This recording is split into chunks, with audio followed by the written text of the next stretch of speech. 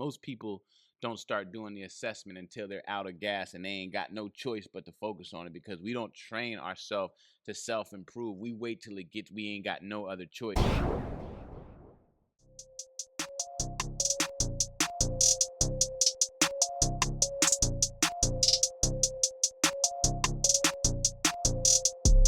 Yes, sir. What's good, bro? What's happening? Everything good. We on. Man, we on. All right. How's the week? Good, man. You know the grind continues. Yeah. I got a quick story. Let's talk about it. So I had to go on a mission today to Walmart, right? And so like for me, going to stores is a mission because sometimes I get distracted. I fuck around and go to the store to get some soap, come out with everything but the soap. That ain't just you. That's how it goes. So I got in the parking lot. I was like, all right, we're gonna make this shit a mission, right? Boom. I made my little checklist of what I'm getting because I'm cleaning up my crib today, cleaning the house up. Normally I'll straighten up, but I was like, I really wanted to clean, so I go get some cleaning supplies. I made my mission. And I was like, boom, I'm going to get in the store and I'm going to get out and I'm leaving as soon as I get my shit. So I've got all my stuff on my checklist. I find myself about to start wandering around. And I heard this voice in my self that said, stick to the script, got out of there. But I tell the story because... Now you about to go over to the donuts, bro. No, man. Donuts, electronics, something. Yeah, but I say the story to say is that no matter what you do, you got to have a plan in place to get it done, and you got to hold yourself accountable to the plan that you created. So I was even if it's a little thing like going to the damn store. I don't know if you ever been to IKEA before, but that store is designed to fucking confuse you. I literally was supposed to go today. Bruh, you could be going in to get a spatula and some curtains. Before you leave, nigga, you leave with a motherfucking bunk bed set. Yeah, no doubt. Comforters. It's so crazy because, like, literally me and my wife, because I'm building like a supplement, like a supplement display in the front. So I was supposed to go to IKEA today. I don't never go to IKEA with just what I need, bro. Nah, you can't. And the thing Especially about it, when I go with my wife, the store is designed for that. You know what I'm saying? Because they want to make money. It's the funnel. Their whole job is to keep you there as long as possible. But when you got a plan and you stick to the plan, that's your only defense against distraction. So like I said, when I went into Walmart, I was like, I got to go in this joint with a battle plan, put on my war paint. I'm like, yo, I'm going to get my Comet. I'm going to get my Windex. I'm going to get my toilet cleaner, and I'm outro. Yeah. Soon as I got it, my mind was like, yo, let's go check out the electronics. Right. You know what I'm saying? But I was like, nah, I got to stick to the script. So it's something to creating a structure for yourself. So I thought that was a cool story because I got out with everything that I wanted. I was out and I didn't get shit that I didn't want to get. And creating a structure, but sticking to the plan. Like that's the hardest part. The hardest part. That's the hardest part. Bro, the hardest part. It's two pieces, creating and damn sticking to it. Sticking to the plan. Real quick, I'm going to say this real quick story and then we'll get rolling. So another thing is like at my crib, sometimes I misplace my keys, you know what I'm saying? Because my mind be moving 1 million miles a minute. So boom, what I did was I created this little key chain thing on my door. Now that's the system. The system is designed. The system is the solution. Everybody make a note right now. The system is the solution to your problems. If you have a problem that you want to create, you can't just attack the problem. You have to create a system solution. So what I did was I built a key hook. Now, but like you said, that's the plan. The next thing is executing on a plan. So I got to remember to put the actual keys on my damn hook. As soon as you walk in the house. So as soon as I walk in, and I don't care, no compromise. All right, I got groceries in my hand. I'm going to throw these on the island. I'm going to throw them on the bar. That ain't where they go. Nah. So there's creating the plan, and then there's holding yourself accountable to the discipline to follow the plan that you created. Yeah, you got to follow through. You know what I'm saying? So I've been practicing no matter what's going on, whether I got to go back to my car, first thing I do is put the keys on the hook. So that's what I've been practicing this whole week is creating these little systems so I can just be more effective. Because when I get up in the morning at the gym, 5:30, the last thing I want to do is be looking for my damn keys, man. If you want to start your day off wrong, misplace your keys at night. That's the best way to do it. Misplace your headphones and misplace your keys. In your wallet. If you want to get off to a if you ever want to get off to the roughest start in your day, misplace your keys, your headphones, and your wallet. Women, if you want your husband to start off his day. Nah, I'm just joking. Hey, we can get into some other advice. But anyway, that's just my quick story. We can ramble on this for all day, but let's get the party started. Hey, you already know what it is, who it is, and how it's going down. This is Transformers. the podcast with your boy Will Beckford and your main man Dallas Maxwell. First off, we want to give a shout out to our sponsors for making this possible. Grind Time Fitness that provides this lovely facility. No, we're not in the studio. We're in an actual gym, and then Made on Purpose, which is where we get the merch from for these T-shirts. You can go to the website. Also, too, if you guys are not already following us on Spotify, please subscribe. And also Transformers, the podcast on YouTube, please subscribe. Click that little bell so when we drop these episodes, you'll get a notification. You'll know that we did a new episode. So that's pretty much it. Also, we have, you go to the link in go to the description, right? We have our No Excuses workout in there. Workout you can do anywhere, and this should be a staple in your life. You know how we feel about fitness and health. And the thing about it is we call it the No Excuses workout because we thought through it, right? We realized that, we talk about this before on the podcast, your reason, your why has to be powerful than your excuses. If your excuses are heavier than your why, you're not going to do it. So we call it the No Excuses workout. You don't need to have no weights. You don't need to have a gym. You don't need to have anything. There's no excuses for you to not do this workout plan. A lot of times the reason why people don't get started doing something is they make the starting point too big. So what we did, Will put together this workout that basically anybody can do anywhere. You got to start with the low-hanging fruit. I'm using metaphors that you can reach, start mastering that, and then you can build on top of that more elaborate or more intense stuff. But it's the No Excuses workout. And let's talk about your the self-assessment. Yeah, mm-hmm. The self-assessment. And then also we created a self-assessment tool. So now our goal, if you watched the episode before, is to help 100,000 men transform from the man that they are today into the man that they want to be today or tomorrow, whatever the case may be, however long it takes. But in order to go from where you are to where you want to be, we have to know where we are. Mm-hmm. So the self-assessment tool, we created a checklist, is basically it's a self-assessment tool for you to be honest with yourself about where you are in the areas of life that are important for you, so we can create a plan to help track the progress from where you are to where you want to be. It's no different than your navigation. When you get in your car, you push in a destination. The first thing the car needs to know is where the hell we at. If you don't got location services on, the navigation ain't going to work. So the self-assessment tool is going to help you really define where you are at now. And then from there, we have a screenshot or a snapshot of where we want to take it. So like I said, if you click the link, you're going to get the, what do we call it? The No Excuses workout. Mm-hmm. Means you can do it anytime, anywhere. And then the self-assessment tool. These are going to be the tools to help you make that transformation and to start that journey right. Sir. Now let's get to it. All right, boom. So, I mean, it's a perfect segue into the topic today. Is so in order to create change, you got to know what you want to change, but we also have to be honest about where we're at with the area that we want to change, which is what this self-assessment tool is. You watched the episode, you've heard us a lot. We talk about watching a game tape. Now, game tape is typically a sports reference, which means that any athletes know what we're talking about. Essentially, you play a game and then you spend your time watching a tape, so you can basically self-coach, self-assess your performance. Funny thing is, I was telling you earlier, my son, they won the game the other day, but he was a little down. He wasn't feeling good about it. I was like, well, why are you down? He said, I didn't play good. I was like, well, what did you feel like you can improve? And he didn't know. I'm like, son, you got to watch the game tape. Is it that you want to make more plays? Or you want to make more passes, less turnovers? You have to watch your performance in order to know what it is that you're going to improve in order to create the target.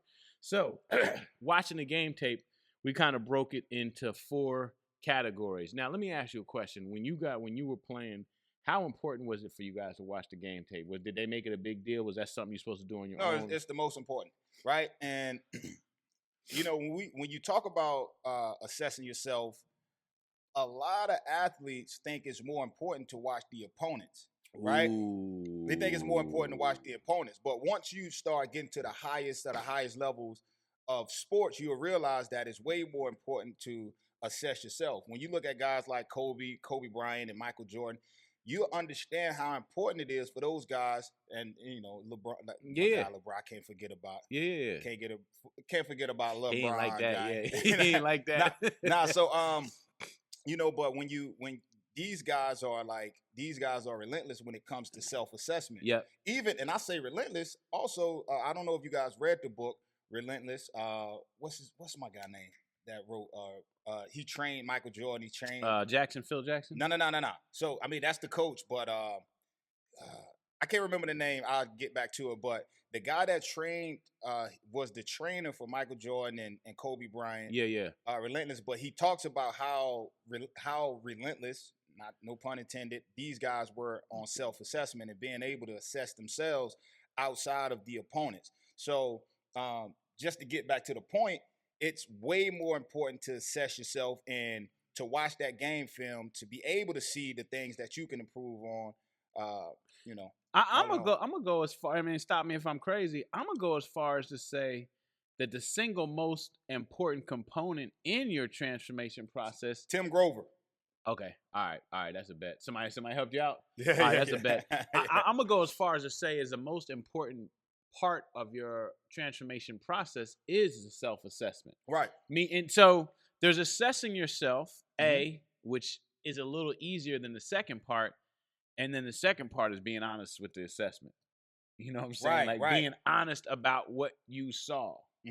And so that's going to be the first phase to your transformation process. So when you're doing this self-assessment, the first question that you ask yourself is, what do you want to change? Now, with this self-assessment, like I said, we use a lot of sports analogies because it's very simple to understand and most people can understand it. But in your areas of life, whether it's in your health, your finances, your fitness, your relationships, your spiritual relationship, you got to do an assessment. Where are you at from a scale from 1 to 10? And like I said, this tool that we created that we're going to give away for free is going to help you basically jot that down on a scale. Let's say relationships on a scale of 1 to 10. Would you say 1 being the worst, 10 being the highest? How would you relate the quality of your relationships? And you got to be honest with yourself, right? And just to get back to the point, man, you said when you get in the car, like, you got to know where you're going, man. Most people want to accomplish specific things, but they don't assess. Ooh. They just, like, most people don't assess exactly where they are. Now, even when people come to me when it comes to fitness and really trying to change their lives when it comes to fitness and getting in better shape. Yep. When we start talking about where they are now, that's the stuff they don't want to hear. Yep. What are they doing now? It's the things that they don't want to hear, but understanding that we have to really get down to where you are now in order to get you to the next level. And I want to dial into that because I feel like a important. client right now. You know what I'm saying? And I know what the pain of resisting to do the assessment is. You know what I'm saying? The pain is that I can speak for myself. I think most people don't want to see, acknowledge, or deal with the reality of where they're at in a particular item. So and again, I don't want to go too deep into the philosophy, but I think that societally we have a philosophy: sweep it under the rug, get away from it, self-medicate. Yeah, if I don't see it, if I don't out of sight, out of mind. I mean, I struggle to have people hop on the scale to and I think because they think it's a test. An assessment is not a test. And right. I got this shit real time when you just said that. I'm like, why would somebody resist doing that first step? Right. It's the most important step. This is how we're going to track progress. Right. You can't know where we're going and how far it is from where we're at until we know where we're at and until we're honest about it. No doubt. And I think most people look at it as an evaluation. It's not an assessment. It's not an evaluation or a test. It's an assessment. It's just creating a realistic starting point. A Joker don't want to get on a scale because he don't want to see how fat he is in his brain. Right. That's what he's saying. Like, man, I don't want to see this shit. But in reality, you're like, we got to know where we're at so we can know what progress looks like. And in the midst of tracking progress, of course, to know exactly where we are and how to set goals moving forward and to be able to structure the phases that we move through in the process. So. And I'm going to tell you another thing, too, that make me think about this assessment is that when you do this assessment, you can be realistic about your timeline and what progress looks like. Right. You know what I'm saying? Because, and I don't know if you do this with your clients, but the one thing you got to ask yourself is that in these areas of life that you want to change, how fast do you want to move? Right. Because that's going to determine the plan. Right, no doubt. If you got a 3-month goal, a 6-month goal, a 9-month or a 12-month goal, depending on how fast you want to accomplish your goal, that's going to determine the level of intensity. And if we know where we're at and how quick we want to do, and we like, this is what the game plan looks like, you get to be realistic with yourself. You're like, nah, I ain't got that shit on it. Right. You'd be like, I ain't got 2 hours a day on it. You'd be like, all right, well, bet that maybe we need to spread this timeline out. But it's about I think it's the first phase of just being honest with yourself about what it's going to take and where you're really at. So No doubt. do not gloss over this assessment. So the first phase, like we said, is what do I want to change? Be clear about the behavior, about the outcome, or the thing that you want to change. So once you got what you want to change, we move on to the second phase. And see, like these are real-time, these are real-time tools to help you guys like put this thing into like a structure. So the second thing is you want to create a standard. Okay, what do I want to change? But what's the level that I want to be doing this at? Right. I talk to my kids all the time about standards. You know what I'm saying? There's the process, but then there's a standard. So if I say, hey, go clean up your room, they'll go clean up the room. They'll be like, all right, did you clean up the room? They'll be like, yeah. And I'll be like, is it a standard? They'll be like, let me go check. Right. Because that's a separate question. It's two totally. I mean, cleaning up and getting it done is one thing. But doing it to the standard is another thing. Now, here's the cool thing about it, which is the gift and the curse. The curse part of it is that you got to actually do what the hell you say you're going to do. Mm-hmm. The gift is that you get to decide your standard. So if in your self-assessment, you want to change X, you got to create the standard and the level that you want to do it at. So that's going to determine the game plan. So we got the what do we want to change? We got what level do we want to be doing it at? And then the third piece is what's the improvement plan. So as an example, let's say I got a personal development goal of I want to become more well-rounded, or I want to develop this particular skill set. You know what I'm saying? So you might be like, all right, boom, I'm going to go buy a course on Udemy, and maybe I'll be like, I'm going to spend an hour a week or 15 minutes a day. Right. Now, depending on where you're at, how quick you want to get it done, the improvement plan is going to tell you the amount of time you need to spend on it. Yeah. If a joker wants to lose 50 pounds in 3 months, that's going to be a lot different of a play than a cat that wants to lose 50 pounds in 12 months. Right, no doubt. So there's the what you need to change, there's a standard in what you want to get it to, and then there's how fast you want it to happen, and then that's going to determine your improvement plan. So you say, all right, I'm going to spend 30 minutes a day reading. As an example, I want to read X amount of books per month. So on my iPhone, I set my audiobook to I want to listen to 90 minutes worth of an audiobook per day. Mm-hmm. And when it's done, it says goal achieved. This is a way that I can hold myself accountable for my personal development goals. So 4 phases. We got what do you want to change? Yep. From watching the game tape, you're watching a game tape, you're going through your day like, damn, I want to be better at that shit. So, all right, so what do you want to change? And create a standard. This is what it looks like. This is the level that I want to be doing it at. All right, boom. Then you create an improvement plan based on how quick you want to do it. And then the 4th and final phase is schedule the time for practice. See, what does not get scheduled doesn't happen. You can want to do something all day, but if you can't figure out when it's going to happen, like getting up early in the morning, I don't really be wanting to do that shit. No, exactly. I really don't. Like people like, you're an early bird, man. Nah, Nigga, I am consistent. not a fucking early bird, man. No doubt. I do not want to get up. What I realized was when it comes to working out, that shit ain't gonna happen in the evening for me. Right.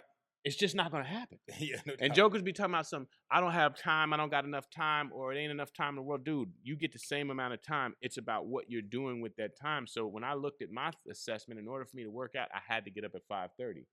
That's the only time you had. Or it wasn't going to happen. So schedule the time for you to practice on a new thing. So I just want to recap what we went over, which when you're trying to go through the transformation process, you have to establish a starting point.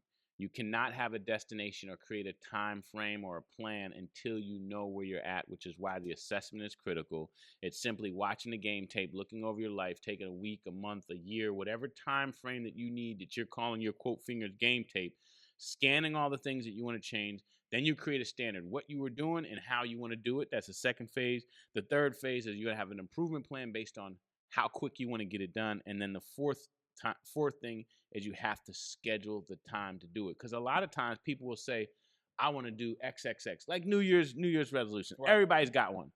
But did you schedule the new time and put the new behaviors in place to actually start chipping away at that goal? So, I mean, that's really it for me. And I mean, we could talk more about it. I know you probably maybe have something to add to it. But the key to making a change is being realistic with what you're trying to change. And in order to be realistic with what you're trying to change, you got to be realistic of where you're at, which is where the self-assessment comes. And then, like we said earlier, it's one thing to do the self-assessment. It's another thing to be honest with yourself about the results. No doubt. Which I would say is the most important thing. And like for me, every time I think about something, I watch the game tape. If I go through a situation or I had an interaction, whether it's a business interaction, a customer, or like, damn, that shit didn't go the way that I planned it. Right. So I'd be like, let me rewind this shit. I could have been a little bit more empathetic right there. I should have been listening, but I was talking at that point. I'd be like, you know what? I'm not going to say shit until I have a full understanding and grasp. So this is like a drill that I train myself to do all of the time, is look back at the results that I got and see where I can improve. Now, you said something earlier, and I want to get your take on what you think about this. You said a lot of times when people watch the game tape, they look at their opponents instead of looking at themselves. Yeah. So, A, why do you think people do that? A, and B, what is the importance of focusing on yourself and not the other things that are happening around you? I mean, because in competition, I mean, we make that more important because at the time, that's what seems most important. Yeah. Right. I mean, if we're playing a team and the team is, you know, it's a really good team, or you know, if you in individual sports and you know, your opponent is, that's what we're looking at, because at the time, that's what seems to be most important. But yeah, we understand if we put more focus and emphasis on ourselves and where we are, you know, we'll put ourselves in a way better position in competition. and I think at the end of the day, to what you're saying is that you really can't control what the other team does because they're responding to what you did. No doubt. And that's where the power is. So I think that's the reason why you're looking at how you're handling each situation and what you can improve about that. What standard do you want to be doing that at? And then what is going to be the required steps to get that done? Right. I think when you get to a point to where, you know, you can allocate a specific amount of time to you know, study your opponent, because it is important, right? Yep. In sports in general, right? Yep.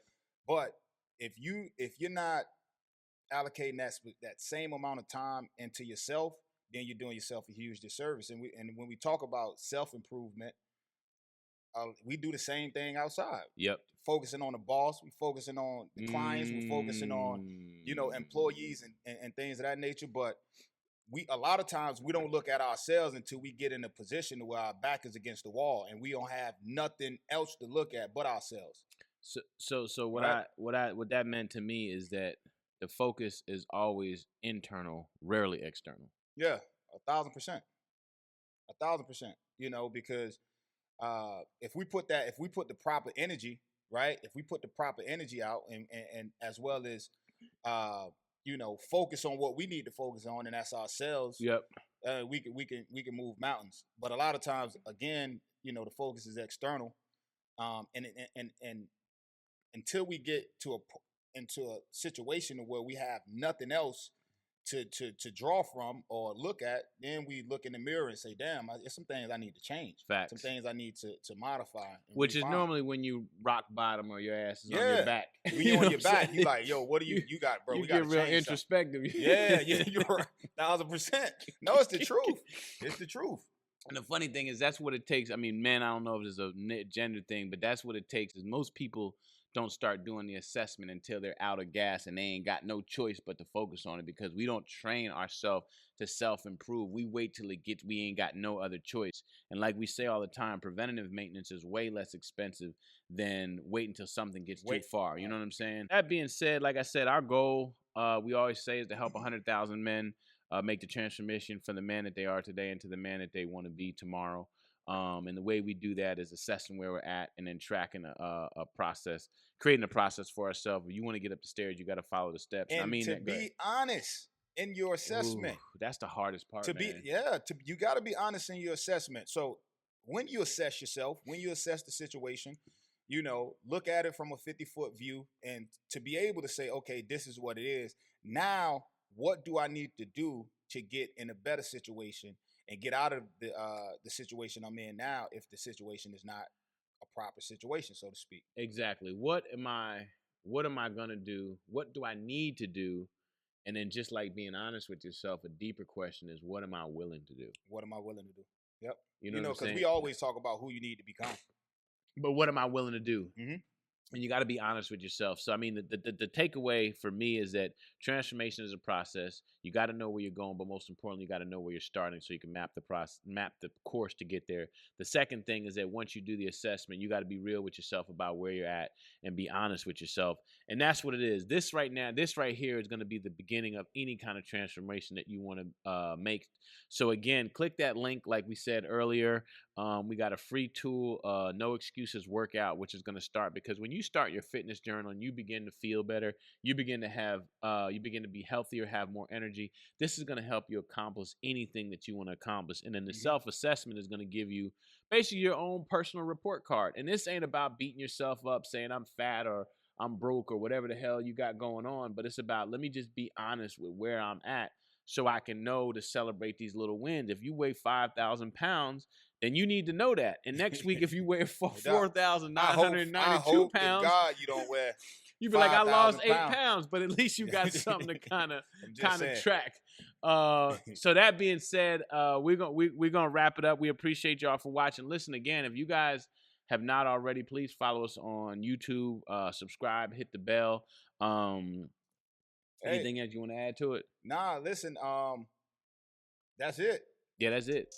The Transformers Podcast with your boy Will Beckford. And your main man, Dallas Maxwell. Appreciate y'all for tuning in. And we out. Later.